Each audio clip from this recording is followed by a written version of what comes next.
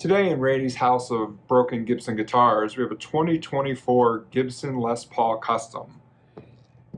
What's amazing about this guitar is, I guess it probably even shipped this way. It has almost zero play wear, and of course it has the dreaded, Gibson headstock crack. And so I've done quite a few of these videos on this channel. Difference between this one and previous ones is there's actually a little bit of wood missing. It should just be cosmetic. If you look at it right here, you can kind of see that won't be there. So I've always wanted a Gibson Les Paul Custom, and this is a rare color apparently. It's a charcoal sparkle.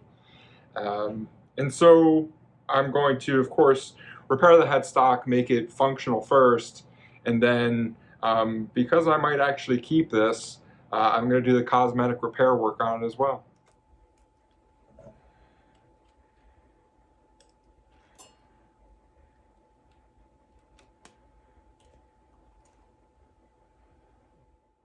With the strings removed, you can start to see a bit more, what's going on with this. The headstock is still pretty attached based on the this front headstock plate. There is a little bit of striations in it if you look at it in the right light here. But overall, pump this full of glue, clamp it down, and then when that's dried and cured, we can figure out what to do for the cosmetic repairs here.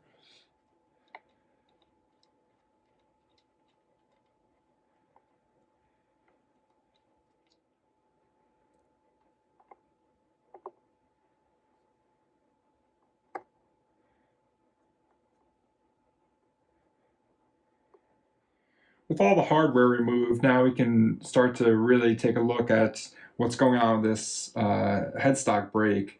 As I mentioned, this is still pretty well connected to the neck by the faceplate here. If we look through, we can actually see, some daylight, and so this makes it a little bit tougher, as I don't want to flood this with glue and get a bunch of glue all over the nut. Otherwise, it's pretty much the same process as I've done in a couple of other videos. I'll take my clamping towel and some glue, handful of clamps, and squeeze it back together.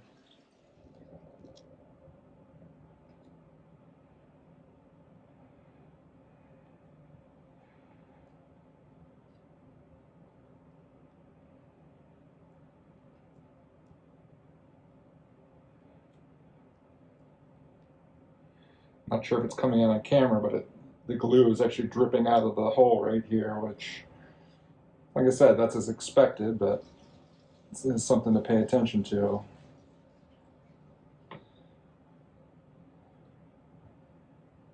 Right now I'm really letting gravity work to my advantage here to get the glue started into the crack.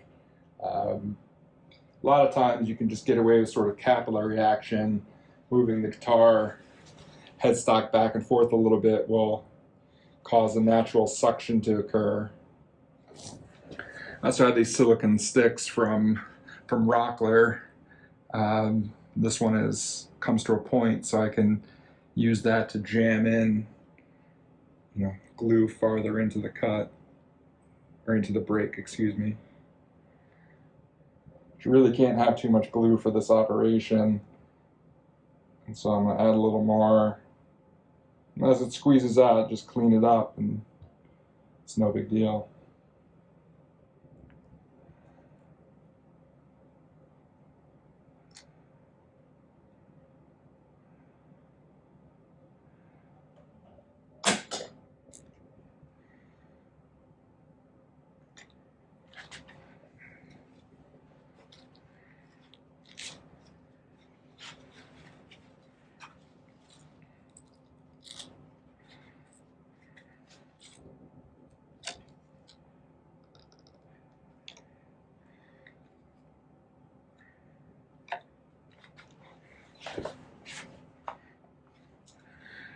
I'll let that sit for half hour, 45 minutes.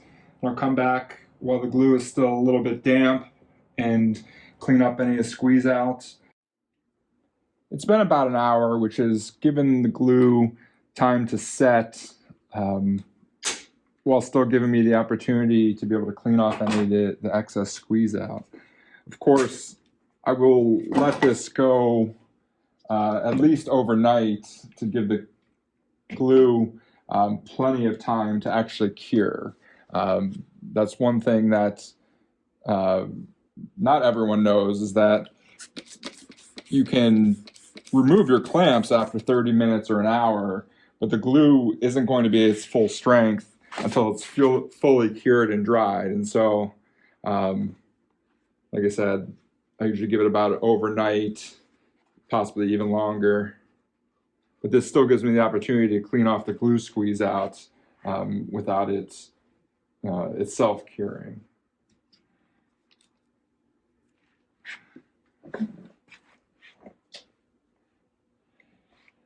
So it looks decent on this end. As expected, you know, the chunk of wood is missing here, and so this is going to require some finishing touch up.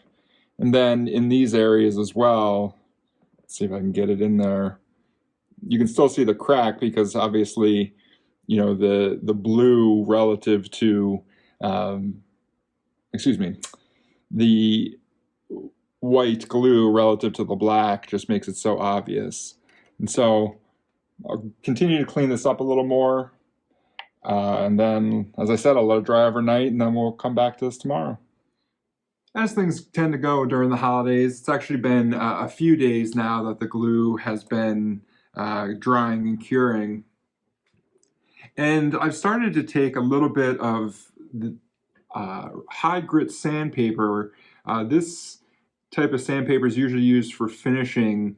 And what I started doing is sanding the joint a little bit, just trying to understand, one, how smooth it actually is, where the glue might be versus where the lacquer has come up. And, you know, the break itself, you know, I'm perfectly fine with. You know, it's not flexing or doing anything unexpected. So now it's really just a matter of figuring out what the right way to fix the cosmetic issues is. You know, this break wasn't big enough where I would consider putting splines in. And so routing out this piece of wood and putting a new one in, especially given that the logo is right here, you know, it doesn't seem like a good, you know, risk-reward ratio. Another thing that's working against me here is, you know, this paint is charcoal sparkle. I don't know if it'll come up on camera. And so it's almost a certainty that I will not be able to match it in any reasonable way. So what I'm going to try is I'm going to clean out, you know, any remaining glue squeeze outs, and then I'm going to use ebony wood filler to get the surface as smooth as possible. After that, depending on what it looks like, I will consider whether to try and touch it up with some sort of charcoal sparkle gray paint, or if I will lacquer over it and see if I'll just, you know, get a smooth appearance, but, you know, an obvious one nonetheless. Here I'm just getting into some glue squeeze out in the crack. It's definitely a very fine line between getting out the glue squeeze out and actually digging into the clear coat. But as I said, I've already started sanding in here to try and understand what everything it actually is. And so this right here is a little glue. There's some glue squeeze out in here. And then I think for the rest of it, I'll probably just spray over it with lacquer and hope for the best. A lot of times what ends up happening is the lacquer cracks look like this just because the difference in light hitting it at different angles But lacquer being a hot finish melts into itself, so these might actually disappear, or at least get minimized quite a bit just by putting another coat or two of lacquer over top of them. Same on this side with this crack.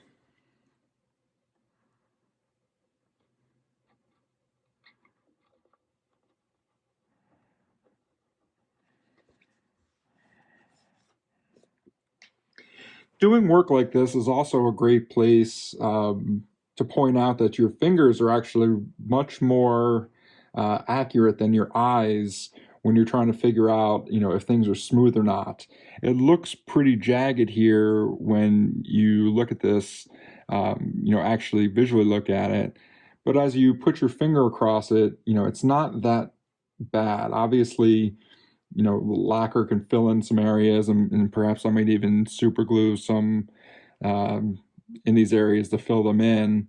But it looks much worse than it feels, which is great because that means there's a possibility for us to make some cosmetic improvements to go along with the repair that's actually been done.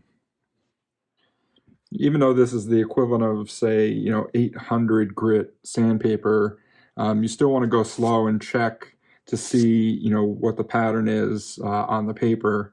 As long as it stays white, that means you're sanding into the clear coat, and that's fine. As soon as you start to see any color at all, you've gone too far. So you want to constantly be checking to make sure that you're not actually sanding into the paint. And nothing but white here, and so we're still in the safe zone.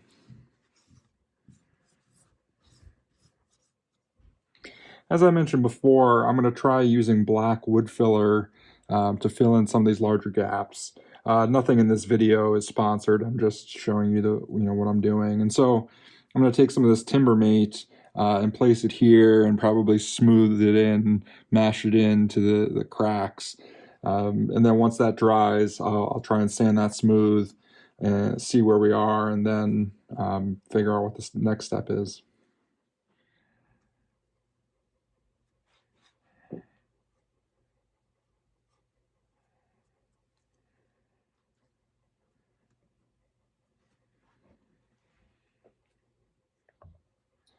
Right off the bat, that's not a bad result. I'm trying to smooth it out here so that there's not, tons and tons of filler to have to work with later. While at the same time, I want to leave plenty of material so I can do my smoothing. So I don't know how long this wood filler takes to set up, but I'm going to leave it for a good long while and then come back with a sandpaper and start to smooth it in and see how the results look. I would guess it's been about 4 hours that this has been drying. Feels pretty solid. So I'm going to start feathering out the wood filler. The filler is surprisingly hard, so I'm going to try and be really careful. I'm going to use 320 grit instead of, this is probably 800 grit equivalent.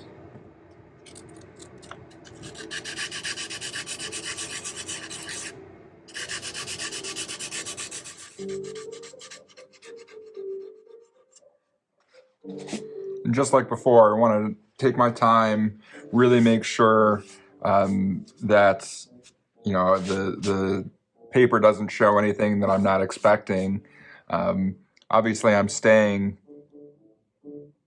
pretty far away from up here because that's not where the wood filler would have been. And I'll be trying to go through and feather this so that the minimum amount of wood filler is left behind. It's been about 20 minutes so far, and I've been working my way to smoothing down the wood filler. First thing I can say is I'm super impressed by this wood filler. It dries really hard. And as I've been going through, you can start to see some faint areas on the sides here. Let's see if I can bring it up. There's a little bit right here that's actually wood filler in a missing gap. And so that's, ultimately what I was trying to get to was, filling in these little areas that, I can't replace any other way. And the rest of this is just trying to smooth out this transition. I'm not trying to keep it flat necessarily. I'm just trying to keep the same shape rounding. I'm trying not to sand too far down the neck into the clear coat, and really just trying to blend everything in. And so I probably have another 20 minutes or so, maybe even more. I guess it really doesn't matter how long, but a little bit more time to continue to kind of smooth out this wood filler. And then once I see what's remaining, I can evaluate whether to try and mix up some gray lacquer, use some black lacquer, or potentially even just shoot right over this. When I was cleaning the guitar with naphtha, the wood filler got very dark, and so I was hoping that I could just spray some lacquer over it and I would see the contrast get greatly reduced. Unfortunately, this is not the case. This is one of many coats that I put on. I'm wearing a respirator, that's why I'm doing a voiceover, but I had to move on to using a airbrush. To get the paint color, I went to Ulta, the beauty supply store, and bought two little vials of nail polish. And what people don't realize is that nail polish often comes with a material data safety sheet, just like regular paint does. And so you can actually see which of the nail polishes is lacquer as well. And I assumed that it would be better to use lacquer than some other acrylic type paint here. And so I ended up mixing the colors to get the color similar to what I had here, the charcoal sparkle, and I heavily thinned it with lacquer thinner. And so now I'm just spraying over coats with the airbrush, again trying to minimize the color differential between the patch and the base color of paint. And now several layers in, you can see the color differential is starting to change, and I'm moving the paint much further down the neck so that I can hopefully blend in this patch. This paint is interesting in the sense that it's not flip-flop paint per se, but as you change it and move around in the light, it does change colors, and so the view from this exact angle isn't going to be the same view if you were to move it a couple degrees in any different direction. It's been about a week since I did the color airbrushing, and maybe 4 days or so since I sprayed clear lacquer over top of that. And while it faintly smells of lacquer still, I'm going to sand this out and see kind of what I have. Based on what I see on that, I'll either do a really light finish coat, or I'll just go ahead and start polishing the lacquer and see what I get.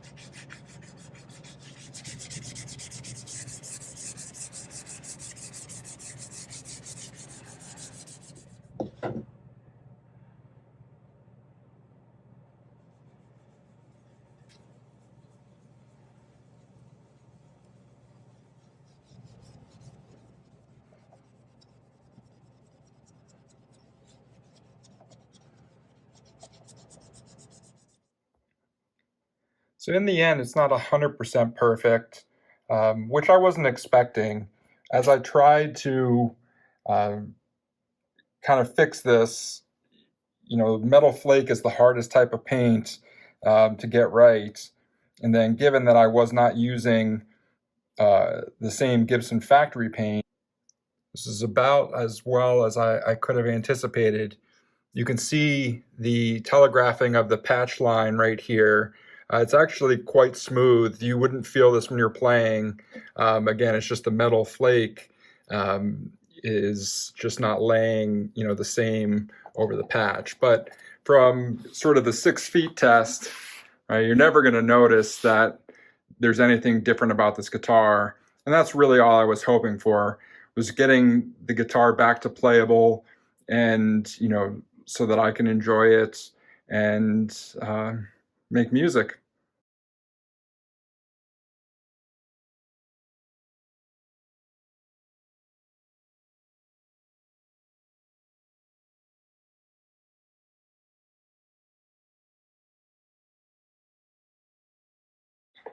It's been a couple of days since I put the parts on, and the guitar appears nice and stable.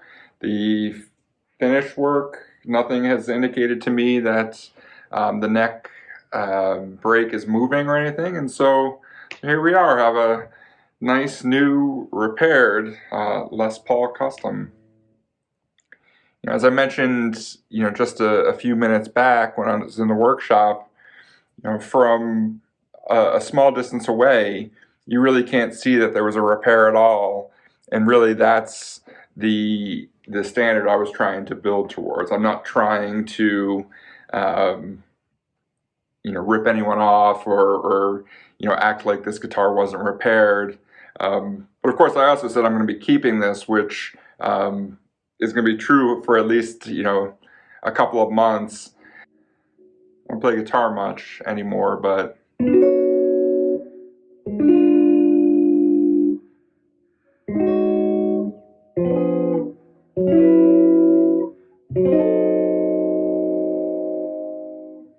in theory, I could play jazz on it if I were, to practice some more. And so,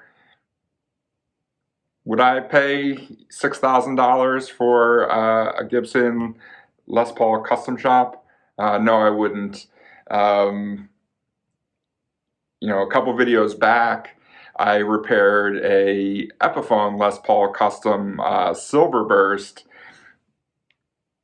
I mean, I don't have them next to, to compare next to one another, but, the difference between $1,000 Epiphone, or in that case was probably just $200 because it had a broken headstock, versus a $6,000 Les Paul Custom. It's not something I'd pay for, but obviously people can spend their own money however they feel like. So yeah, that's it. Thanks for watching. Hopefully you learned something. I certainly did. I didn't own an airbrush before I started this, and in fact I hadn't used an air gun in my own house before.